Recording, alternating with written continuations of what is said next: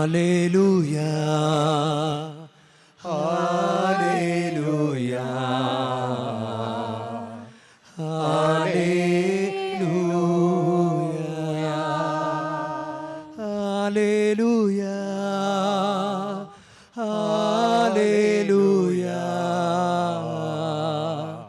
Hallelujah. കർത്താവ് ഒരുക്കിയ ദിവസമാണിന്ന്. ഇന്ന് സന്തോഷിച്ച് ഉല്ലസിക്കാം.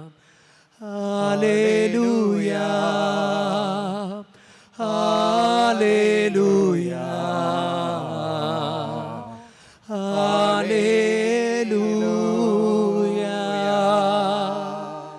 കർത്താവ് നിങ്ങളോടു കൂടെ, അങ്ങേ ആത്മാവോടും കൂടെ.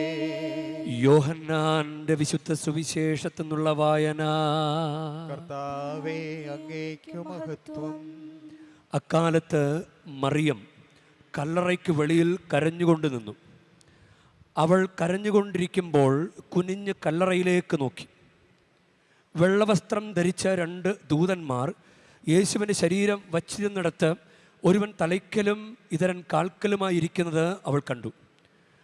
അവർ അവളോട് ചോദിച്ചു, സ്ത്രീയെ, എന്തിനാണ് നീ കരയുന്നത്? അവൾ പറഞ്ഞു, എൻ്റെ കർത്താവിനെ അവർ എടുത്തുകൊണ്ട് പോയി. അവർ അവനെ എവിടെയാണ് വച്ചിരിക്കുന്നതെന്ന് എനിക്കറിഞ്ഞുകൂടാ. ഇത് പറഞ്ഞിട്ട് പുറകോട്ട് തിരിഞ്ഞപ്പോൾ യേശു നിൽക്കുന്നത് അവൾ കണ്ടു. എന്നാൽ അത് യേശുവാണെന്ന് അവൾക്ക് മനസ്സിലായില്ല. യേശു അവളോട് ചോദിച്ചു, സ്ത്രീയെ, എന്തിനാണ് നീ കരയുന്നത്? നീ ആരെയാണ് അന്വേഷിക്കുന്നത്?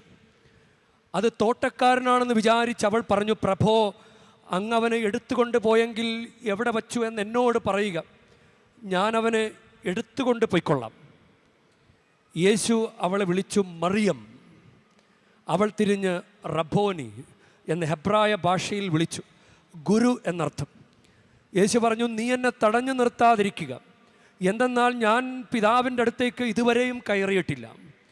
നീ എൻ്റെ സഹോദരന്മാരുടെ അടുത്ത് എന്ന് അവരോട്, ഞാൻ എൻ്റെ പിതാവിൻ്റെയും നിങ്ങളുടെ പിതാവിൻ്റെയും എൻ്റെ ദൈവത്തിൻ്റെയും നിങ്ങളുടെ ദൈവത്തിൻ്റെയും അടുത്തേക്ക് ആരോഹണം ചെയ്യുന്നു എന്ന് പറയുക.